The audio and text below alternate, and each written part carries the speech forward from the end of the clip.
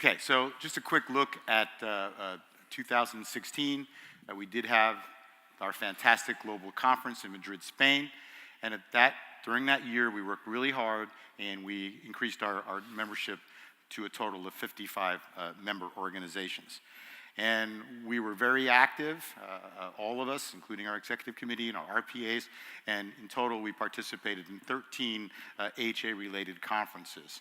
And we also conducted 3 HA regional workshops, and those are really important, and we're actually expanding those as we go along. We're finding them, in addition to our global conference, we target areas where, the RPA or the executive committee member has a specific need, and we bring experts in and push along the way towards making things better for the patients in different regions with hereditary angioedema. We also are constantly looking on ways to expand communications with member organizations and other stakeholders. We talked about that building relationship process, how important that is, and that really typifies the day-to-day operations of all of us on the HAI team. And then the thing we had talked about a little bit throughout the morning is we did initiate, again, at the executive committee's behest, to expand the reach of HAI, expand the ability to push out our programs, our activities, our philosophy, our assistance, and the whole package of what we have. We initiated our HAI Regional Patient Advocate Program, and as you know, we have 6 of these wonderful people that are part of the HAE movement. And I mentioned earlier on during the opening the HAEI magazine, and if any of you don't currently get it, Henrik can describe how to get on the mailing list. But this is an amazing document. We put 5 of them out in 2016. But ladies and gentlemen, and Steen is our editor. Steen, where's Steen? There he is over there. Steen, thank you very much for all your work on the HAI magazine. This is in one document. And it's a rather lengthy document, that's why we call it a magazine. Everything you want to know about what's going on in hereditary angioedema is there. So not only do each one of our member organizations have a discussion about what's happening in their particular country, usually we have a physician group that will write an article about some topic there's a particular interest, news about featuring some of our programs as reports from our regional patient advocates. We usually feature a patient story in there, and it's just a really robust compendium, summary of everything going on. And you read that, you really know pretty much what's happening in the world of HA. And we also have news from our pharmaceutical company partners as well. Everything going on in there, to keep you informed. Clinical trials are included there as well. So we're really proud of the HA magazine. And we'll talk about this a little later, but we also introduced a new comprehensive toolkit for HAE Day. It's a very, very important advocacy day for us, and it's no coincidence that, when we have our global conference, this is right around HAE Day, and we've done a lot of different activities in the past, including the Camino Walk that was part of the HAE Global Conference in 2016. We're also very involved in clinical trial recruitment. We work with our member organizations. This is really important. One of the things that's, I think, essential, and one of the reasons why our little disease state has so many products that are approved. Talk to folks all the time in the rare disease community. They don't have as many products as we have. They don't have the variety of options that we have. And that's because, well, most of it is because of the people sitting right here. Our patient community is very willing to participate in clinical trials, and that's what pharmas look for. And we also have a great network of doctors. So we have a perfect storm, if you will, of physicians who know how to do clinical trials and have the expertise and know about HAE, and a patient community that's ready and willing to go into clinical trials. Those are the ingredients that got us to where we are. And we're not done yet, believe me. We're not going to rest on our laurels. We still want, we're very greedy about that. We still want to have better treatments, better standards of care, and level the playing field globally. Okay. 2017, our membership grew to 61. We're always out there pounding the bushes. What we're looking for is exactly what we have in this room. We're looking for that one person That one person who decides, you know what, I'm going to make a difference. And sometimes it's 2, sometimes it's 3, sometimes it's more.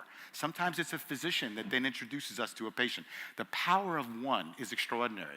And each one of you have that story, but that's what it takes. It's like find the seed, sprinkle the seed, make a star, and then work with it. And that's exactly what we've done, and that is part of the extraordinary growth, and particularly under the guise of our executive committee, as they pushed all of us, regional patient advocates and Henrik and me, to make sure we're doing a better job of going out there and finding those advocates that are ready to do something in their countries. And not only resting on that, also making sure that things on existing organizations are on the right track. What can we do to help our existing organizations broaden access to medicine, create better relationships, and make a quality of life better in their respective countries? We talked a little bit about the HAI Youngsters Camp in Frankfurt. It was incredibly successful. It was just one of the most moving experiences to watch children get together and begin working together, form relationships among each other, form communication mechanisms, and we look for a lot. And I think you're going to be seeing right here at this global conference the presence of the youth in some of the presentations that will be made at the end of the conference. So stay tuned for that. It's going to be incredibly powerful. We expanded our initial network of regional patient advocates, and we now cover the following regions: Central East Europe, Southeast Asia, Mediterranean area, Middle East Gulf region, Sub-Saharan Africa, and Latin America. And we're very proud, again, of the work that our regional patient advocates do. We decided that our magazines are so robust that we decided that we could probably be more effective by doing 4. And so we really concentrated on content for the HAI magazines in 2017, and we issued 4 Global Perspective magazines.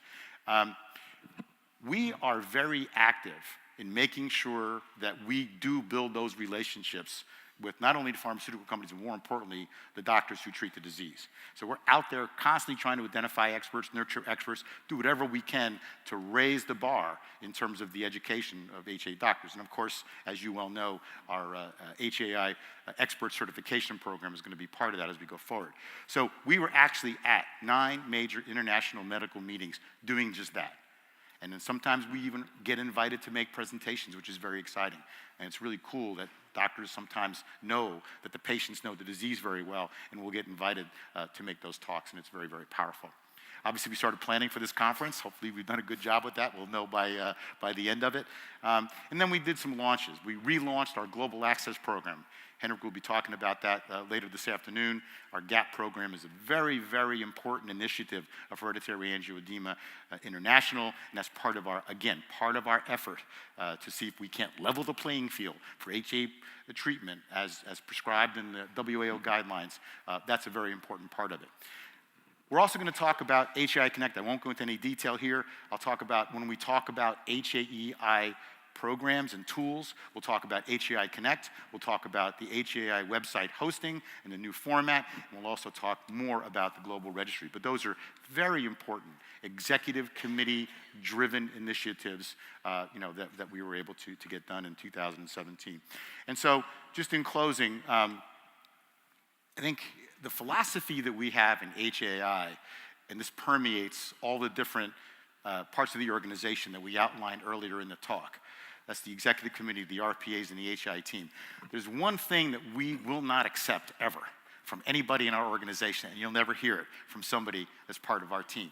And that is, why did you do something? Oh, we've always done it that way. Not good.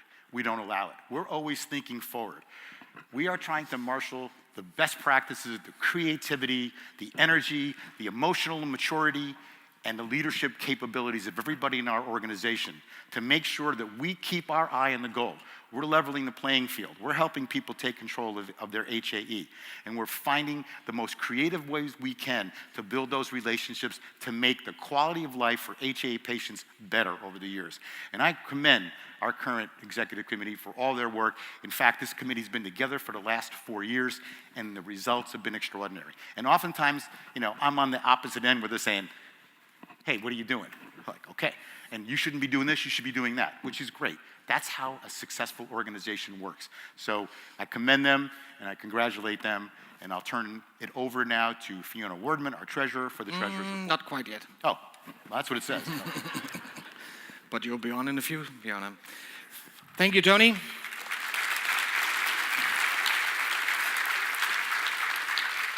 Before we head into the financial reports, we want to make sure that the General Assembly here can approve the President's report for 2016 and 2017. Anybody? It's probably easier instead of counting who can approve. Is there anybody who cannot approve the President's report for 2016 and 2017? That does not seem to be the case, so the President's report has been approved by the General Assembly.